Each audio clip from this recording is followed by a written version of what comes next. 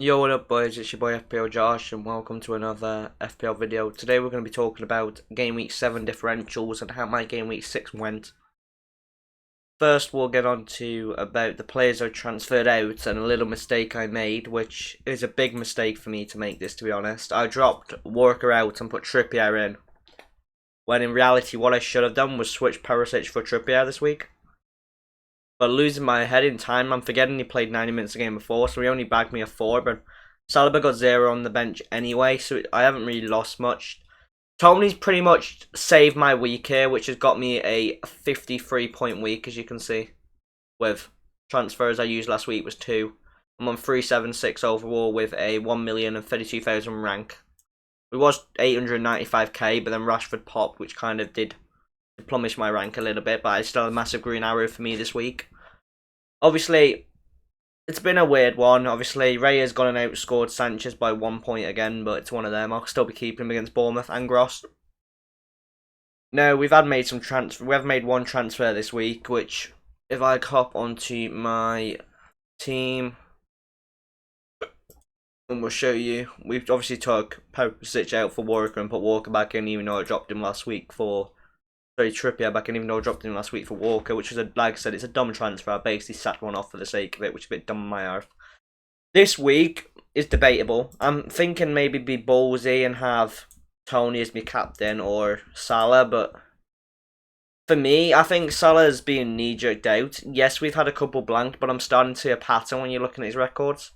He's having a goal, then he'll blank a game, and then he's blank, then he'll goal, then he blanked, and then he got a 10-pointer, and then he's blanked again.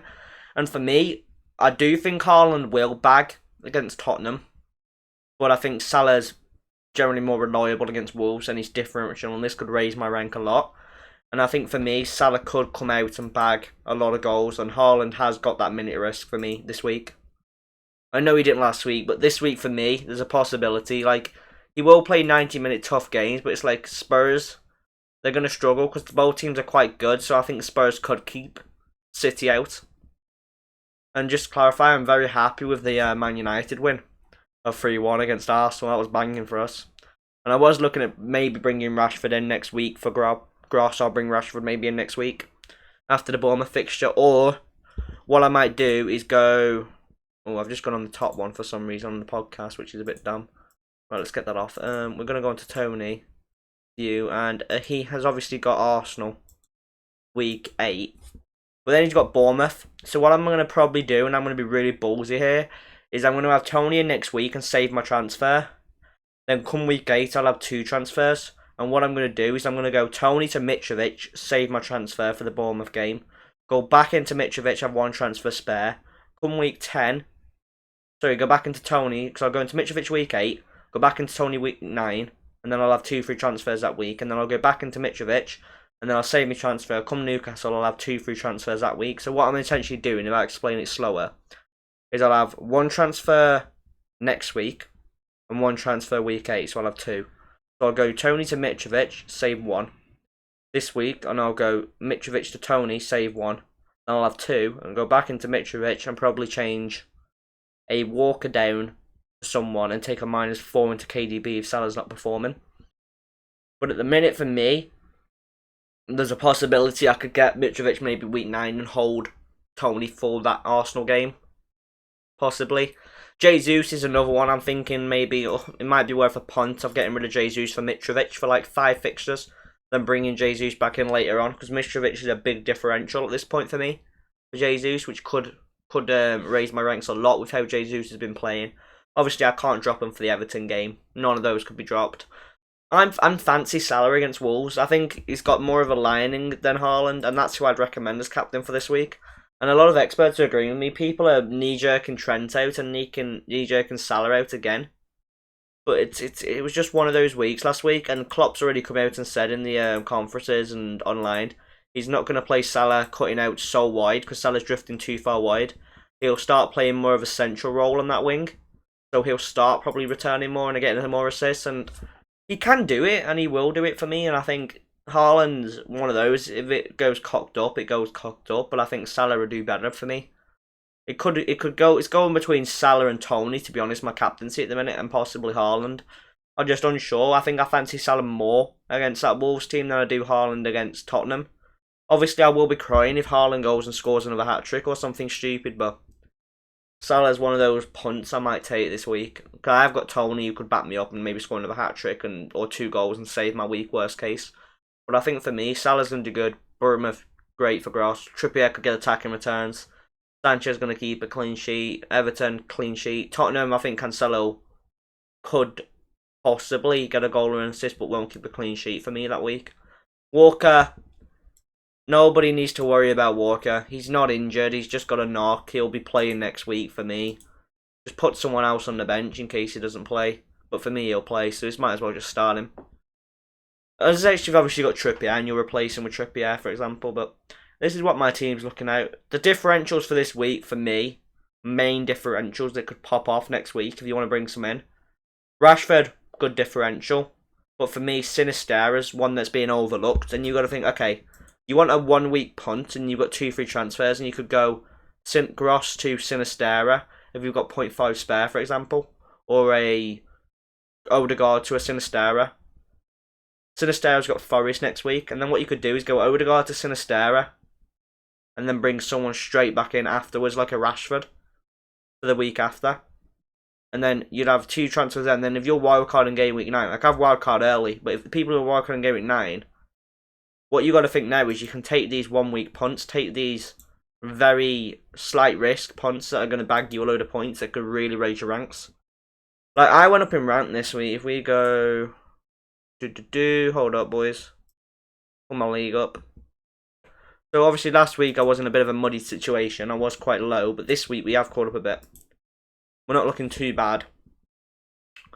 We have got the case of there's a 35-point gap, but these 2 have used their triple captains and I haven't. If I would have took my armband, this was off video by the way, but I was debating Captain Tony last minute on Saturday morning. I put the armband on him and took it off him at 10:58, and then he scored a hat trick. So I was thinking to myself, why didn't I just be ballsy and go for a captain of Tony? But then I thought to myself, well, hold on, this is Aston Villa. Haaland could score a hat trick here, and there's obviously 5.3 million going with him. So if I go against it and then it messes up and he does something, it's really going to affect me. Where if he doesn't do anything anyway, it's not really going to affect my rank. And Tony's still come through with the hat trick. So I've actually surprisingly had a good week this week.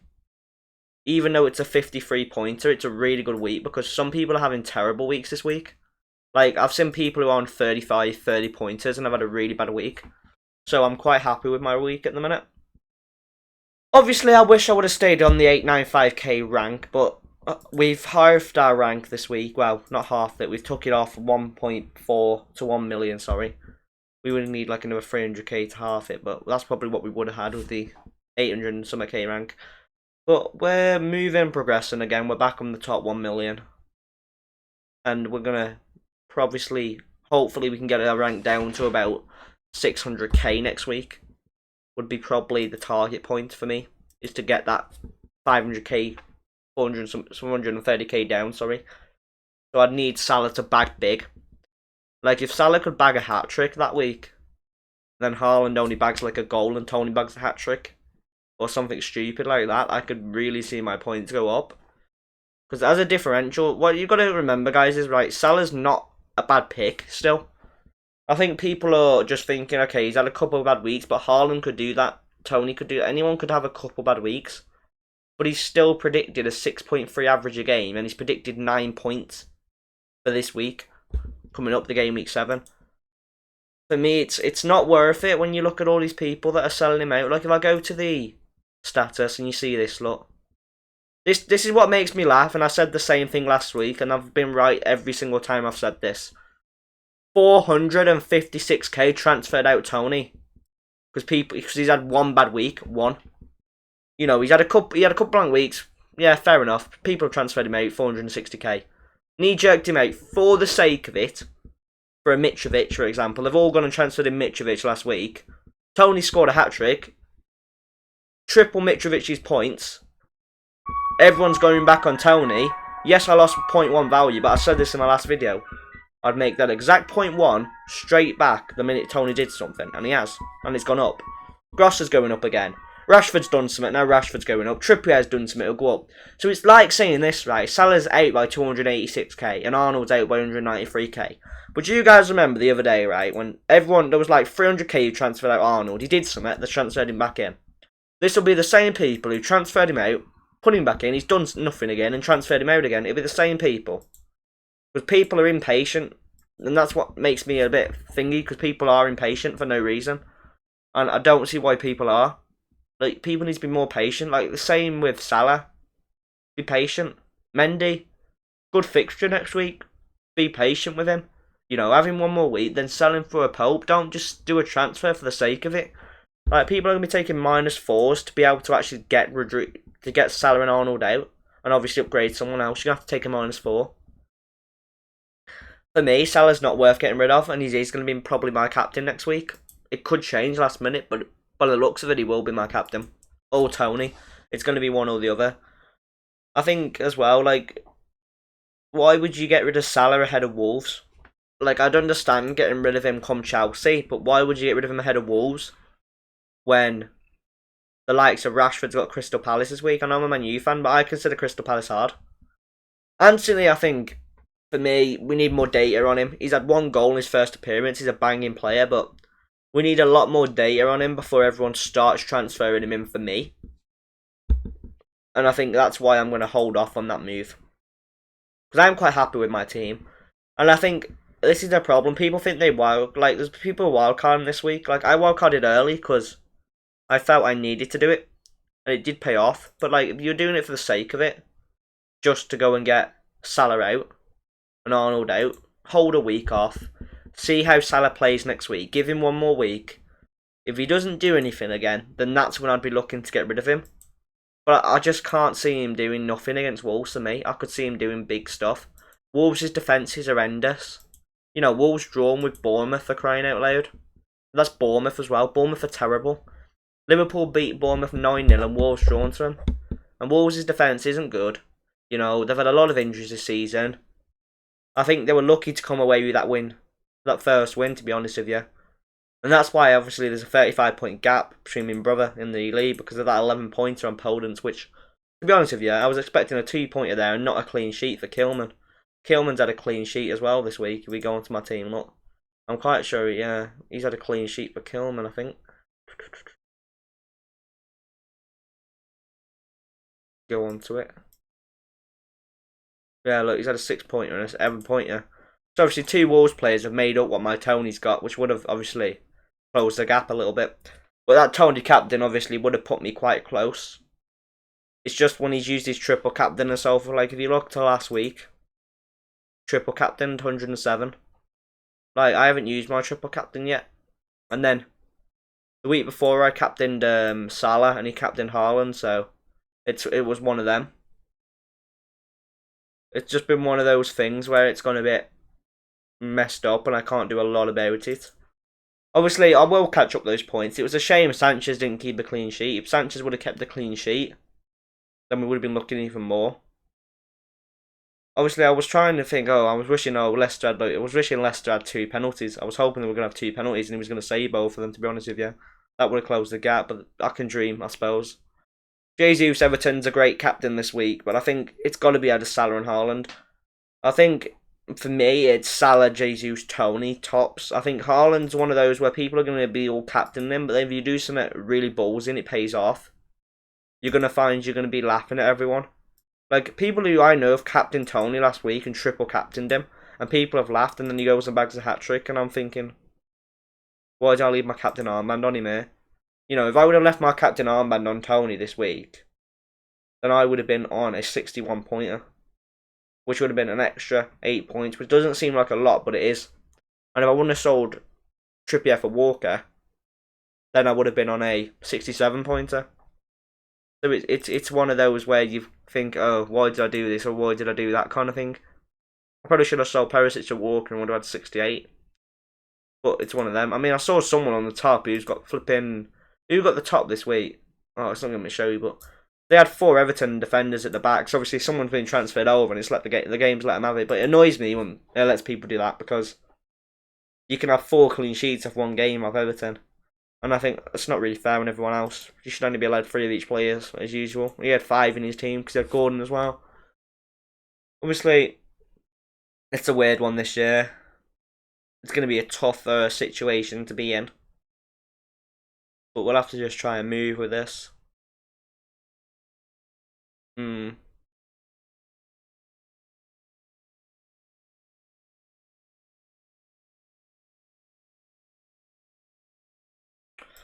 Anyway, guys, yeah, this has been my video for today. Obviously, leave your teams in the comments. We've talked about the differentials and so forth this week.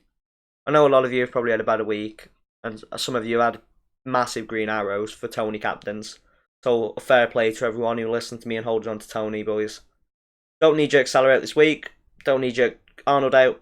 Save them for the Wolves. My recommended captain this week is Mohamed Salah. So, I will see you, boys, later. Peace.